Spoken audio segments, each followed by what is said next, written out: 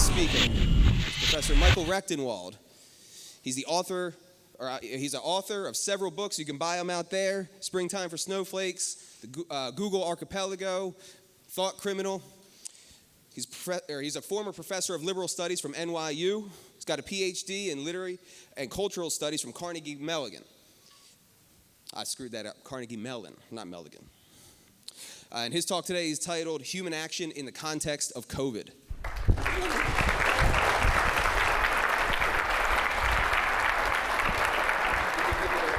Yeah, I got it. Thank you, man. Hello, everybody. So I'm going to talk about COVID, but don't worry, I'm not going to get into a bunch of, I'm not going to try to adjudicate the science. What I'm going to talk about is totalitarianism. In the process of that, I'm going to argue that the state is larger than the government. And I think that'll make sense in the context of COVID, because we can see how the state, or the government, I should say, is enrolling these agents into the state, like the people on the street who are suddenly enforcing things, like the airline flight attendant who can actually have you arrested if you don't have a mask on, and like the companies that are that have more than 100 employees who can now who can be fined, but will fire you for not being vaccinated. And I will talk about big digital, what I call big digital, which is the propaganda arm that basically enforces the entirety of the narrative, and I'll explain why they do in a minute. So a specter is haunting the world, the increasing prospect of a new totalitarianism. Unlike the specter of communism, this specter originates from those in power and not from the underground revolutionaries, although it is arguable that communism may always have been an undertaking of the elites. Rather than haunting only Europe, however, this specter casts a shadow across the entire human race. It is such that one wonders how one could plan for a future, if at all. Consider Australia, once one of the world's liberal democracies. This could be the future for America and for everywhere else for that matter. This is the case. Here's what's going on there. You've probably seen some clips. Citizens and non-citizens are alike trapped on the landmass. They can't leave. They're not allowed to fly. They can't leave the country unless they have a good reason, and there never seems to be one. Large swaths of the population have been prisoners in their homes and neighborhoods for months. The Australian military enforces a curfew in New South Wales, and the COVID Safe app enforces one in South Australia. The state sends random texts to the homebound prisoners via the app. Those under house arrest have 15 minutes to respond before the police are sent or not. We don't tell them how often or when on a random basis they have to reply within 15 minutes, the Premier explained. Just as in Jeremy Bentham's Panopticon, the prisoners are never sure if they are being watched, although they may be at any time. And those who dare to venture beyond a block beyond their neighborhood are apprehended by the police and choked, handcuffed, slammed face down on the pavement, sprayed in the face with noxious chemicals, and hauled off to who knows where, for their own good, don't you know. Those rallying for their freedoms are hailed and struck with rubber bullets. Citizens are encouraged to report on other citizens for behavior that they have been told is akin to murder. A man sneezed in an elevator and then left his apartment building, triggering a nationwide manhunt in which the population was enlisted. Rescue dogs were shot dead under the false pretense of rescuing people. Although slightly less draconian, severe measures have been enforced in other liberal democracies, including the US, the UK, Germany, France, Canada, and New Zealand. Worldwide, millions have already or will have lost their jobs for vaccine noncompliance. This includes healthcare workers who just last month were hailed as heroes by those who now cheer on their removal. They are now to be dispensed with like so many used syringes. And to sink the knife in deeper, healthcare workers are dismissed for vaccine disobedience and are ineligible for unemployment in New York, while New York and Connecticut plan to replace them with the National Guard. We should remember that the COVID regime came on the heels of an already advanced illiberalism, as seen in the censorship, the onslaught of nonstop propaganda, the proliferation of doublespeak, the endless gaslighting, the political witch hunts, and the cancellation rituals reminiscent of the Cultural Revolution and the Stalinist purges. The methods have been amplified under the COVID regime to breathtaking effect. Now we not only have cultural and political, but also scientific and medical cancellation. In fact, open scientific inquiry has been deemed verboten, deviationism from the science, a new medical Lysenkoism promoted by COVID cult leaders. Deviant academics, scientists, doctors, and all the unvaccinated are falsely blamed, vilified, isolated, shamed, and punished. The purges are sustained by relentless propaganda. It should come as no surprise that what I call big digital corporations, It should come as no surprise that what I call big digital corporations, Google, Apple, Amazon, Facebook, and others, are intimately connected to big pharma and the vaccine regime. Factbook's fact-checker, factcheck.org, is funded by the Robert Wood Johnson Foundation, which owns $1.8 billion in Johnson & Johnson stock. Google's parent company, Alphabet, owns the capital investment firm GV, formerly Google Ventures. GV is one of the institutional investors in the UK firm Vacatech, the biotech startup behind the COVID-19 vaccine developed by AstraZeneca and Oxford University. As the pandemic rolled out in 2020, Vacatech was one of the most valuable companies in the portfolio of the university-affiliated Oxford Sciences Innovation Group, although it had yet to bring a single drug to market. Sequoia Capital China also is invested in Vacatech during its IPO. Sequoia Capital, meanwhile, is invested in Apple, Google, LinkedIn, Oracle, PayPal, YouTube, and Zoom. I'm talking about the infiltration of Chinese government interests in our situation. That's undeniable and also an extension of the state. Is it any wonder that big digital corporations censor COVID-related content that runs counter to the official propaganda? The full power of the state is behind the COVID regime. But the state is not only the government. It is the entirety of the clique in power, to quote Henry Hazlitt. The clique includes the officials in the American and Chinese Politburo, as I call them, otherwise known as the Biden administration and the CCP. But it also includes powerful individuals like Bill Gates, Anthony Fauci, the notorious Dr. Wen, and many others, as well as nearly all major cultural and educational institutions, multinational corporations, non-governmental organizations, nonprofits, national and supranational agencies, churches, synagogues, and many members of the general population who are essentially enrolled as state agents. Of course, it includes big digital. These governmental and extra-governmental entities maintain and enforce the same hegemonic ideology. Their ideology is not only leftist and authoritarian, it is totalitarian. But the neo-Marxists and the silent liberals and conservatives do not recognize it as such. To them, it is just the way things are and the way they have always been. This could not be further from the truth. Instead, after a long march, the woke or socialist infiltration of the American state is almost total.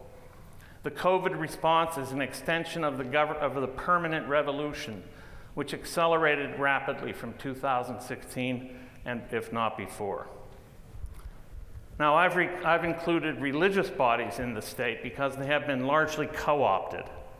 Their beliefs were already hijacked by the woke movement before most became complicit in the COVID regime, which has since transmuted religious meaning and symbolism into the rituals of the COVID cult. This represents not only the secularization of the religious sphere, but also its communization. As Catholic Archbishop Vigano stated in May, the rituality of the present pandemic is quite obvious, especially in the way they have wanted to give the vaccine a sacramental value. As if on cue, the unelected governor of New York recently proclaimed that the vaccine was divinely ordained. Vaccination is apparently a sacrament instituted by God to give grace. To reject the vaccine is to reject life and all that is good, including God himself. Jesus, as it turns out, was a vaccine manufacturer. Perhaps a stockholder in Pfizer or Moderna. We have learned that he preached that only the vaccinated and vaccinated and vaccinated and vaccinated may enter the kingdom of heaven. The COVIDians are the apostles, sent out into the world to spread the good news of salvation by vaccination. And he said unto them, whosoever shall not receive the vaccine and booster shots, nor hear your words, when you depart out of that house or city, shake the dust off your feet. Who are these unbelievers? Just who are these people? They are people who selfishly claim individual autonomy and bodily integrity. They may include the vaccinated. It isn't enough to be vaccinated. One must confess and profess the almighty power of the vaccine.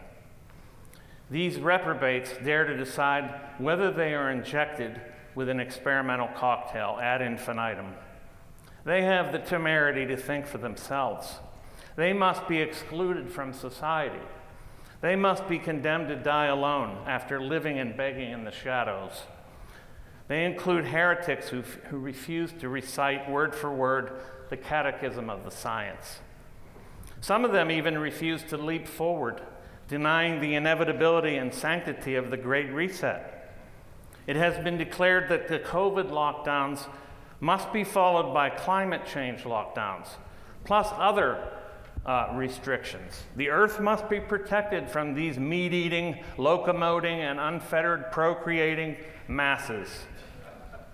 Yes, there are those who dare to suggest that this progressive and incremental vaccine program is akin to the progressive mass eugenics program of the last century.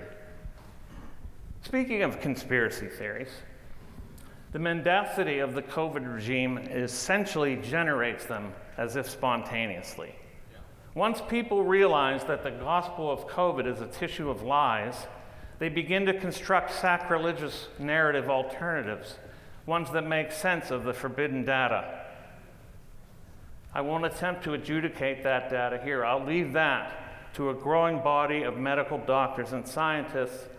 As of this writing, some 7,800 have signed the Rome Declaration ex cathedra, a cri de coeur to alert citizens about the deadly consequences, quote, of the COVID-19 policy, such as denying patient access to life-saving early treatments, disrupting the sacred physician-patient relationship, and suppressing open scientific discussion for profits and power. I would put power first. They assert that the COVID treatment regimen, quote, may actually constitute crimes against humanity. So does a group of Nazi concentration camp survivors.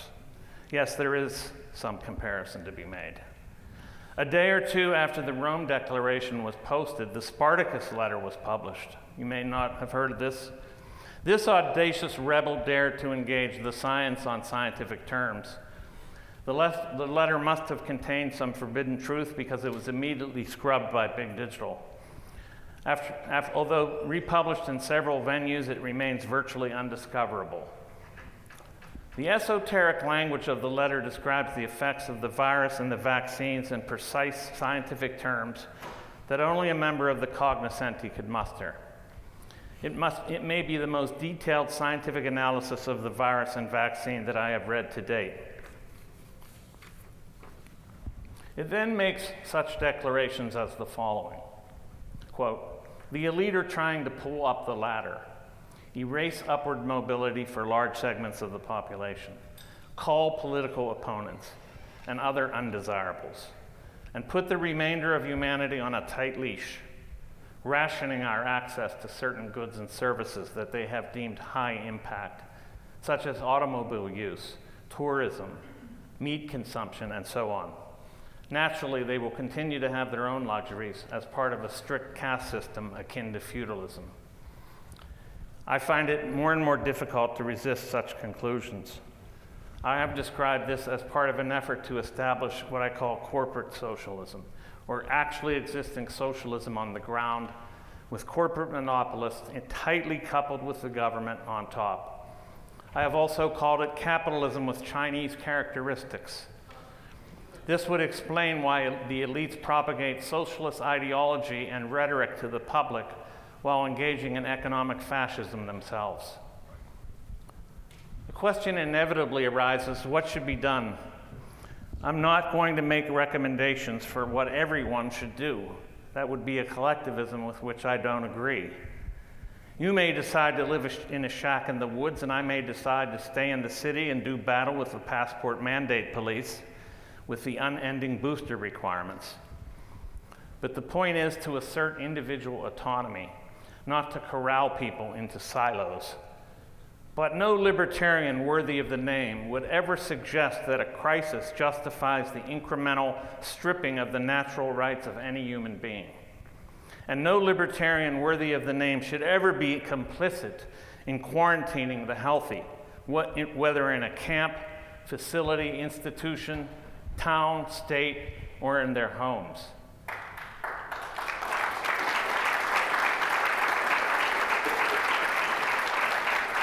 You're gonna like this one. I'm talking to you now, Cato Institute. Fuckers.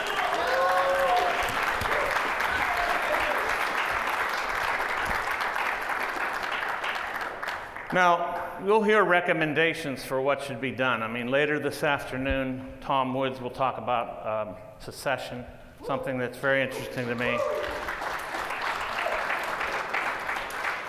There are Republican dissidents, I'll call them, that are talking about a convention of states, which I find ludicrous, as if 34 states are going to conspire together to, we can't, that's absurd.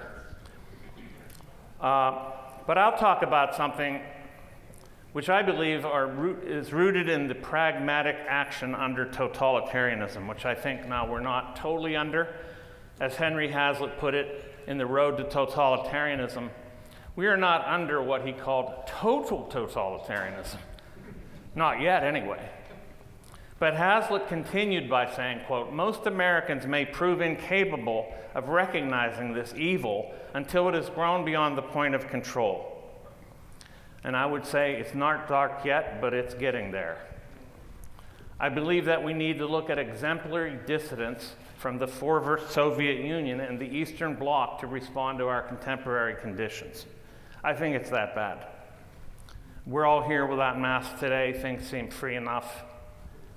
We'll see how it goes. I believe that we need to look to these dissidents and to see how they responded to their contemporary conditions. What were the responses to totalitarianism? As one of these dissidents, the Czech playwright and later president of Czechoslovakia, Václav Havel, wrote, "When those who have decided to live within the truth have been denied any direct influence on the existing social structures, not to mention the opportunity to participate in them, when these people begin to create what I have called the independent life of society, this independent life begins of itself to become structured in a certain way. Sometimes there are only very few embryonic indications of this process of structuring. At other times, the structures are already quite well developed. Their genesis and evolution are inseparable from the phenomenon of descent. even though they reach far beyond the arbitrarily defined area of activity usually indicated by that term. And this is the term that I would like to emphasize: dissidence. What these dissidents did was to build what another Czech political thinker and dissident, Václav Benda, called parallel structures. Now, just what are parallel structures? The mere mention of the phrase will stir the imaginations of those who understand what this might mean. They are more or less organized communities, usually built by dissidents. They are sites where resistance to totalitarian bureaucracies allow for the expression of freedom and creativity. Their organic output has historically included Samizdat books, private performances, seminars, exhibitions, periodicals, alternative education forums, parallel universities, parallel information networks, even embryonic parallel economies. Together they constitute a second culture, as it were, a culture otherwise repressed and deleted from the state, as I've defined it. Eventually, these parallel structures may spawn a parallel polis, a renewed political possibility. In our context, parallel structures may be networks of people building communities of mutual support and communications, but not necessarily ideological homogeneity. Many such groupings and parallel structures already exist. They include media and communication networks, some even within the online spaces many of us already frequent.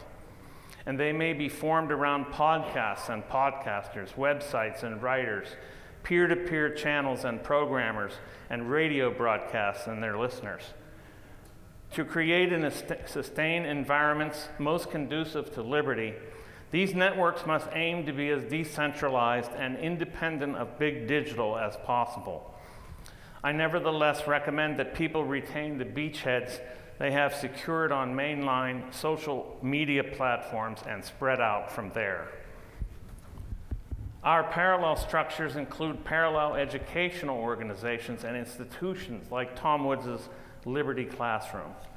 They include what are now called freedom cells, which are local and touring communities of support and exchange, both social and economic.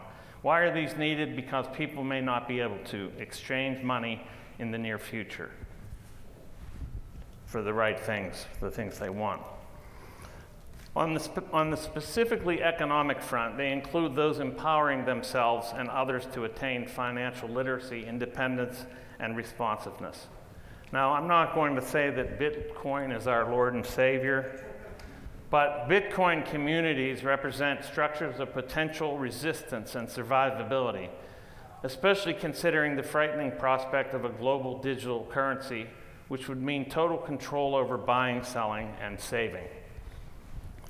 Parallel structures include religious and spiritual groupings, not only some churches, but also informal gatherings for mutual support and sustenance. In the political realm, the Mises Caucus is currently a parallel political structure.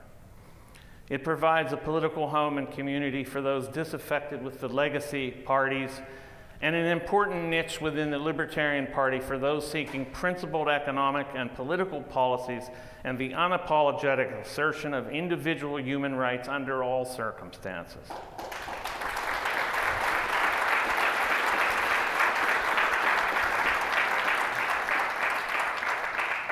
Now, I'm going to end with a plea.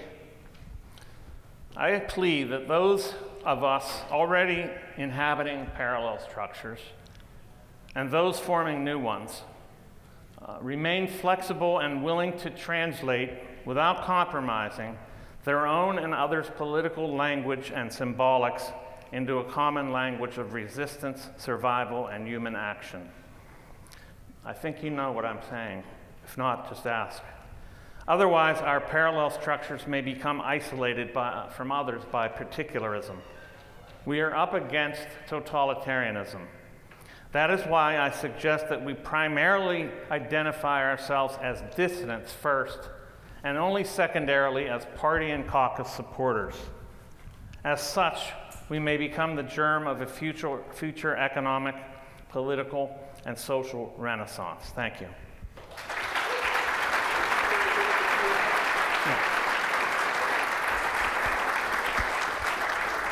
So, All right. yeah. Professor Rectenwald is going to do some Q&A, and I'm going to exercise host privilege and ask the first question. Yeah.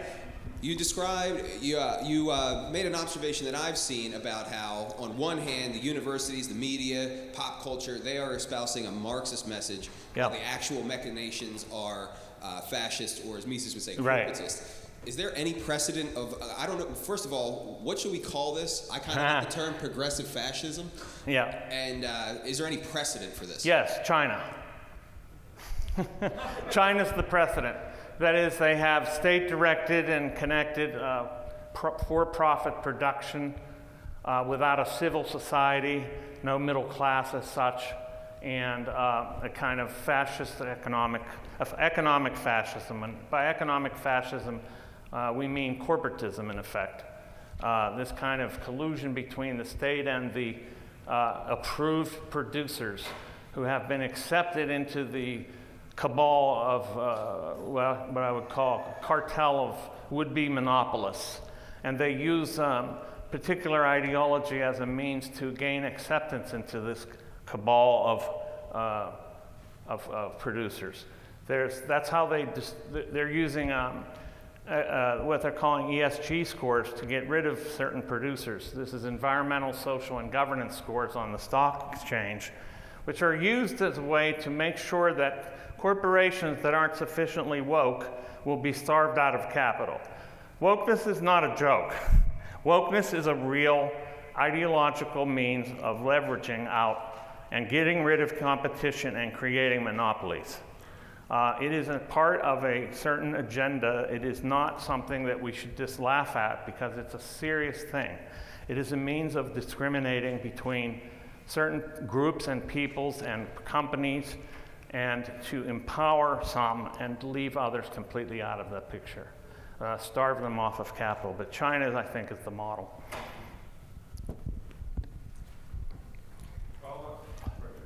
I really appreciated your discussion of sort of the parallels of the dissidents of the Soviet era. I've never really heard that before, and I think that's a really great thing because it also, they won at the end of the day. Yes, they did. But I guess my question for you, we've seen some of the struggles of parallelism because of the very centralized and powerful nature of modern technology. What do you see as the key differences that current dissidents in that sort of anti-Soviet motto would need to take to try and win that long fight because of the changes in the technology landscape?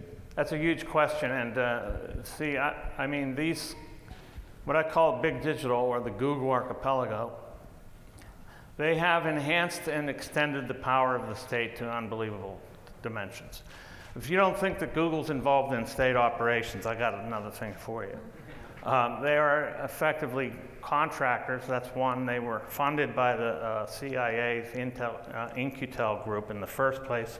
They have vested interest in the vaccine program, but they have more than that. They have interest in controlling information to the level of your DNA and so forth. And this is not only for surveillance and tracking, but, well, that's primarily what it's for. They say it's for health, of course.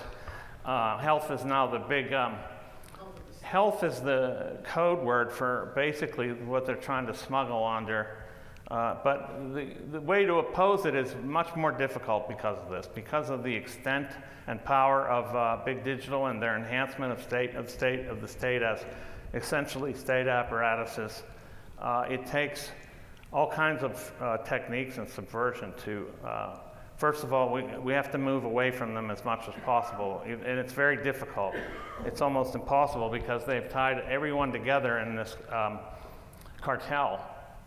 And one cartel member, if you get thrown off of one cartel member's web services, you go onto another, they'll just throw you off of that because this cartel has a very serious ideological cohesion, and they don't abide by any difference.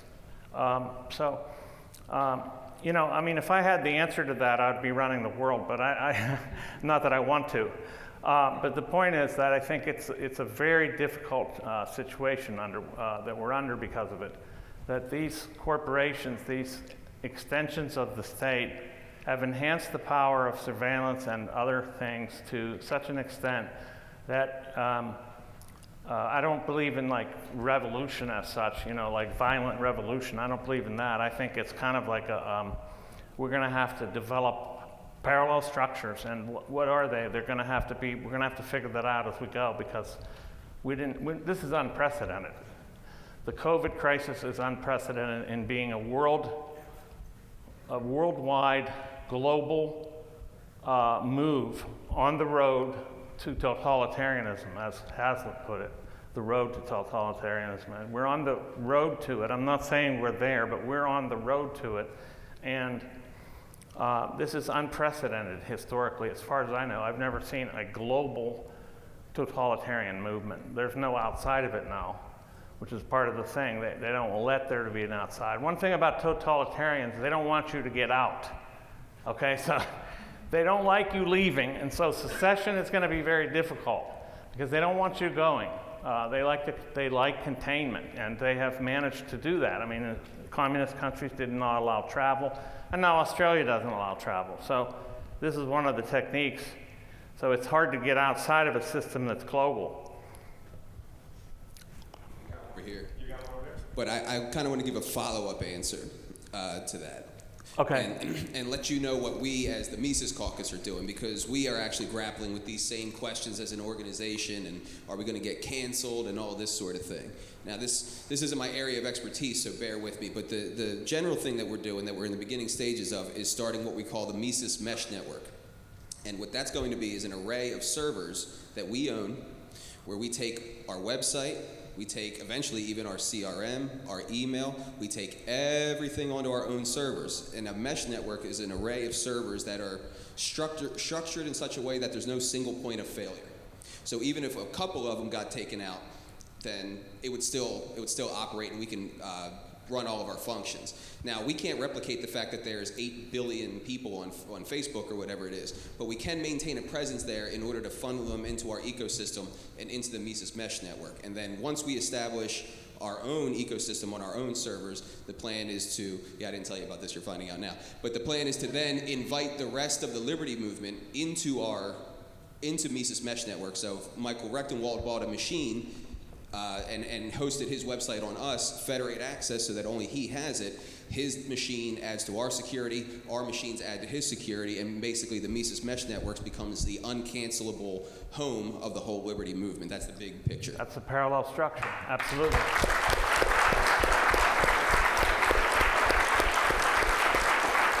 And now we got a question. Anything else? Yeah. As someone who knows a lot of those disaffected Republicans that were really relying on the idea of a constitutional convention, could you expound on why you don't feel that that's a viable path Well, forward? I think it takes 34 states to convene, and you have to get 34 states to agree, and I don't think there are 34 states that will agree to convene, such as to make a constitutional amendment, because there's such polarity. The only states that would do it would be red states, because they're the only ones that want out, so to speak. They want out of the tyranny. The red states are the tyrannizers, so they don't want to leave. I'm not saying the people within the states. I'm talking about the corporate legislature. Yeah. Hi, appreciate your talk. Was wondering how explicit this ideology is among those who are participating in this totalitarian movement, whether it's a relatively small number of intellectuals or whether the Zuckerbergs and all of them, are they really driven by this ideology explicitly, or is it a crime of opportunity more than? Well, that's a great question. I mean, I've traced, and looked at Google and YouTube and looked at their ideology and inside their company and out their inward-facing ideology to their employees and the outward-facing ideology to the public. It's very much the same. I've noted that, it's very leftist. I mean, if you look at their their hate speech rules and regulations, everything is only based in one way. It never says anything that would discriminate against some leftist, or, for example, who calls for putting capitalists up against the wall and shooting them in the head. things like that, or just, in fact, the former CEO, or I think president of Twitter, tweeted that. Put every capitalist up against the wall and shoot him in the head. This is the former president of Twitter. So I tried to figure out, how was it that these so-called capitalist corporations had this kind of socialist leftist ideology? What's going on here? And I don't think it's just that they were educated in universities and they came up and then they changed the culture. I think there's some more to it. I think that's a part of the explanation, but it's not sufficient. I think the sufficient explanation is they're monopolists. And there has been many instances in the history of the 20th century of monopolists attempting to establish socialism, because socialism is a monopoly. It's just a state-directed monopoly as opposed to a corporate state-directed monopoly. So I think that I don't know that they're avid believers, although I think most people that do perpetrate ideology are believers. I take them at their word. I don't want to get into their intentionality. It's too impossible to discern. But yeah, I think that's why I think they espouse this. I got a question for you over here. So I grew up in rural Virginia, still live there. My high school was surrounded by cow fields. We had drive your tractor to school day. And good for you. Yeah.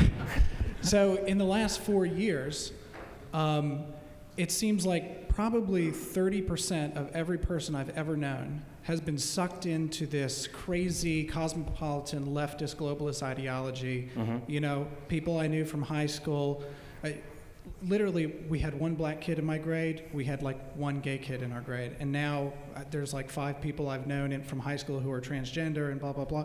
What is it about this ideology that is so enticing to just regular people? It's vaporizing on it. It's kind of a what it does is it takes what we all believe in, equality, and it's a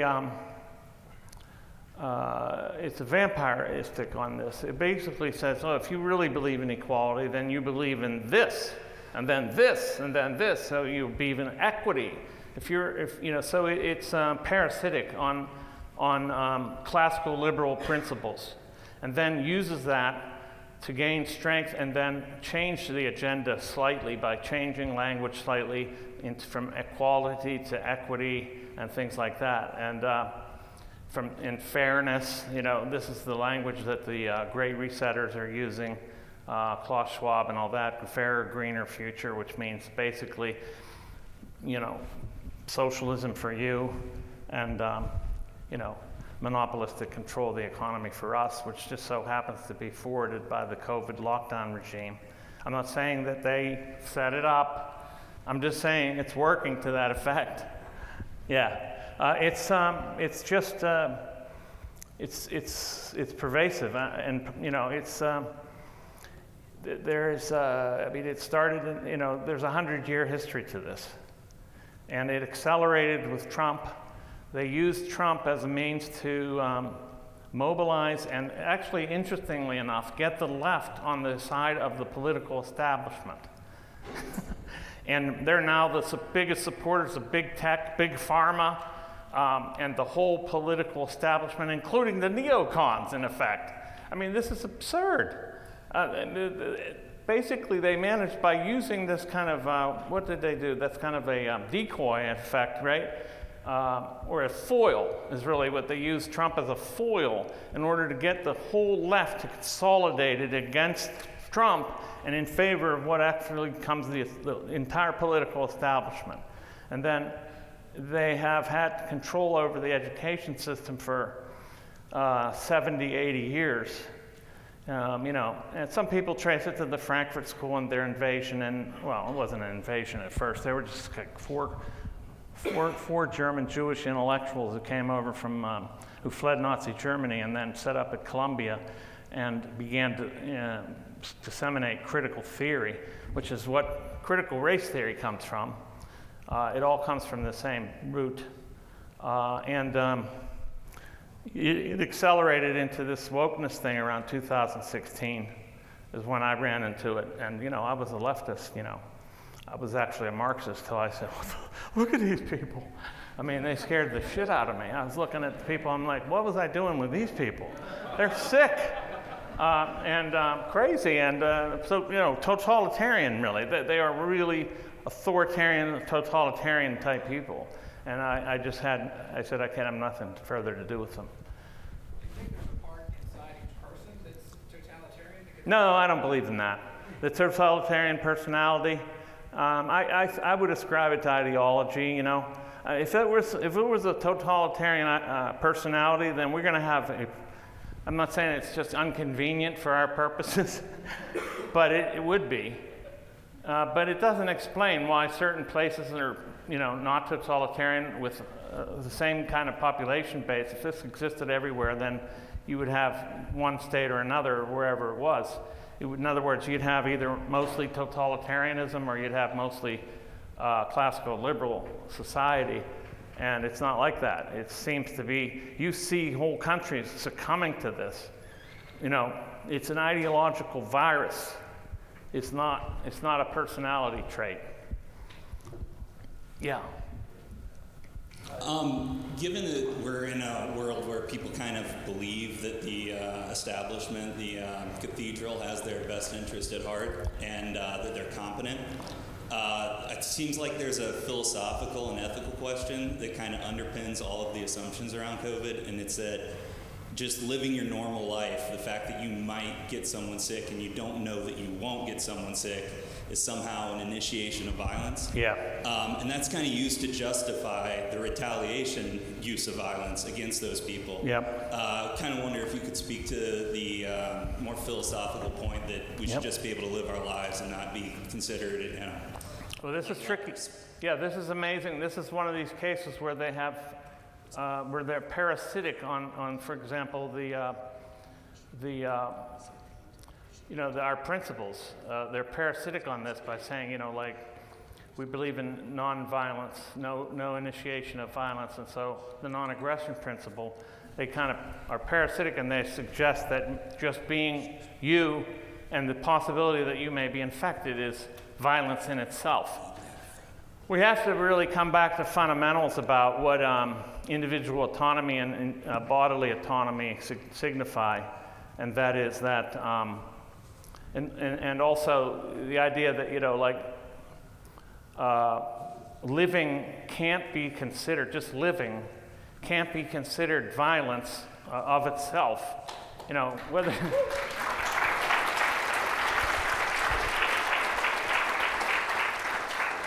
that one has the right to exist and not be considered a pestilence proliferator.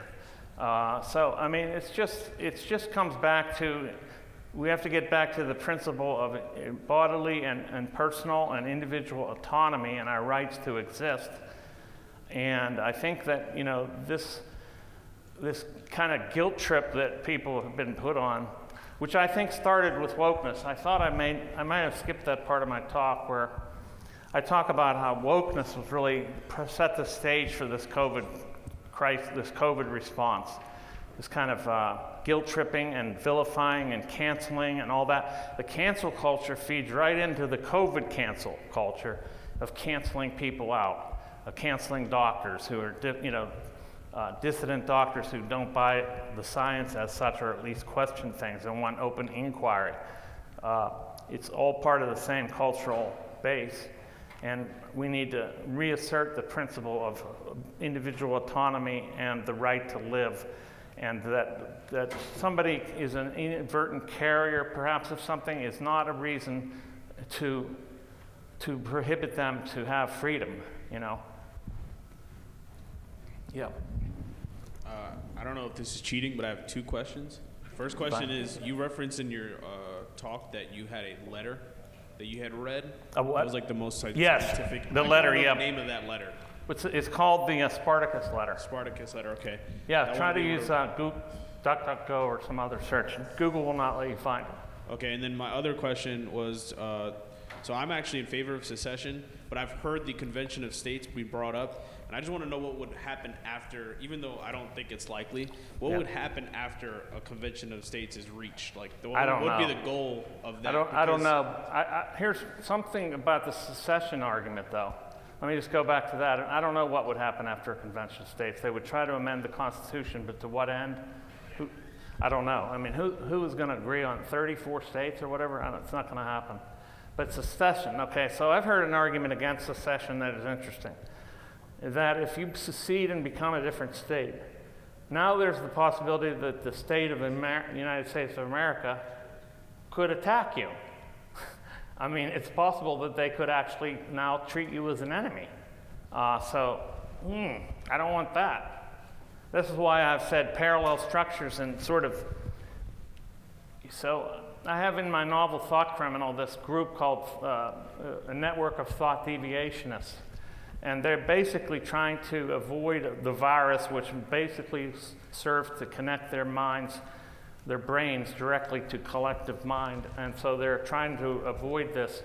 And they say the vaccine clears the virus, but it really installs it further. So they have to insinuate themselves, and actually in this network, they're in the middle of the world. They're not sort of physically removed. They're nevertheless deviants. Deviationists, I should say.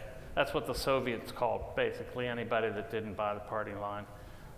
So I don't think, I'm trying to say that I don't think geographical cures are the answer. Yeah. How you doing? And thank you very much for giving us this speech, this talk. Really appreciate it. My question to you with the digital overlords that we have right now, have you done any research or looked at the AIs that they're accelerating with regards to it? Because I'm familiar with the Google one that they had started many years ago in the early 90s. That was actually tracking how we drive to work every morning and what we do, and it could go about 15 to 20 days ahead and give them information on what we're going to be doing. So thank you again, and I appreciate it. Yep, sure. There's not only does it track and trace and surveil, but there's also predictive algorithms that try to predict your behavior and then preempt it in some cases. This is, it's extremely concerning. And also the vaccine passport, if it becomes digital, of course this will be part of it. And this is why I say, and I argue, and I will not back down on this, that these corporations are being enlisted as state agents. They're not simply some sort of, free, and they hate free enterprise.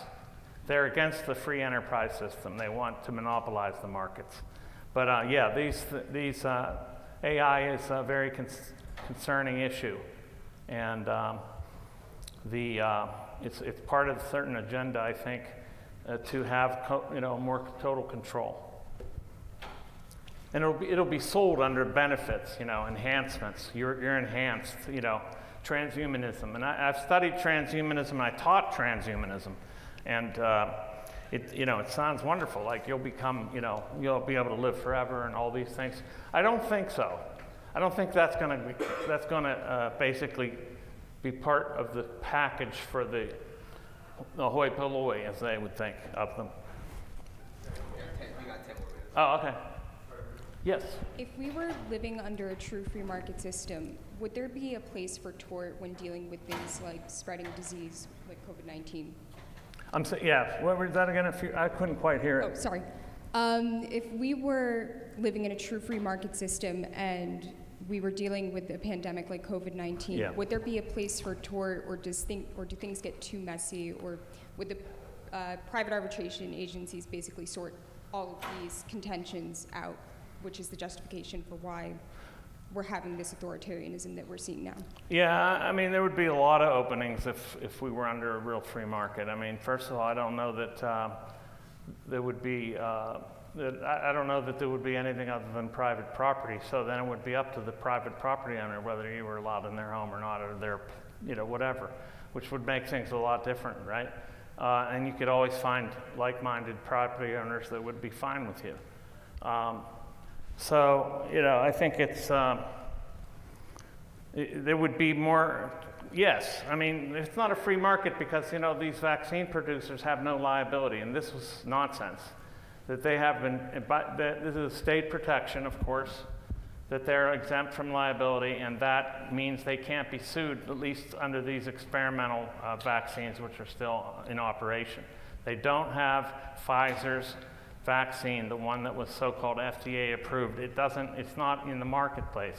They're still using the emergency powers. So, does that answer it? I'm not. Oh, okay. I don't know. I mean, that's going to be a legal thing there, where you'd have to prove intent and so forth, which is, difficult. So that's a legal question, and I don't want to adjudicate that. Yeah. So you had mentioned to look to the CIS countries and this. Yeah. And I know in my industry, I work with a lot of people who are in, St. Petersburg and Belarus and stuff like that. And if you talk to them, it's really like, how did you get through this? It's like, we keep our head down and do what we're told and do stuff on the underground, which is kind of what you were saying, but is that admitting the inevitable? No, that isn't true. I don't think, I appreciate the point. These parallel structures actually don't hide, and they attempt to get larger and they get more strength as they grow.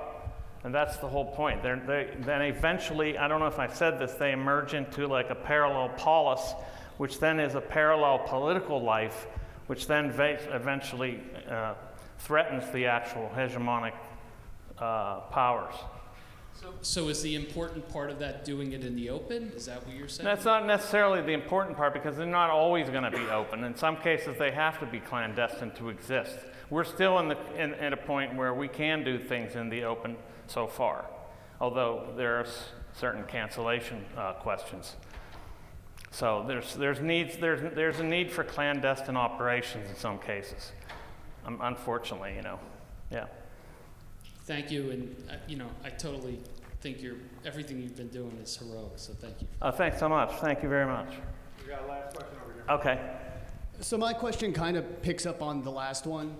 The parallel structures, obviously they're great, and we know why we need to do that. Is there any validity in accelerating the destruction of the existing structures? Or I guess how would you, can you expound on that? Should we be trying to take down the existing, Well, through pressure and through competition, frankly. I mean, like, for example, I'm part of a founded, I don't just talk and write, I actually try to do things too. So I started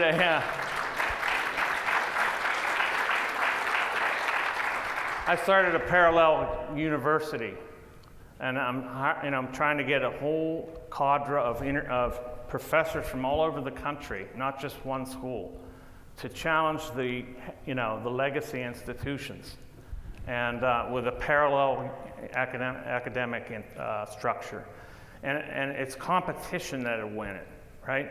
Winning in the market, not trying to sabotage these other marketers, but really win by competition, not by sort of like violating their property rights and all that.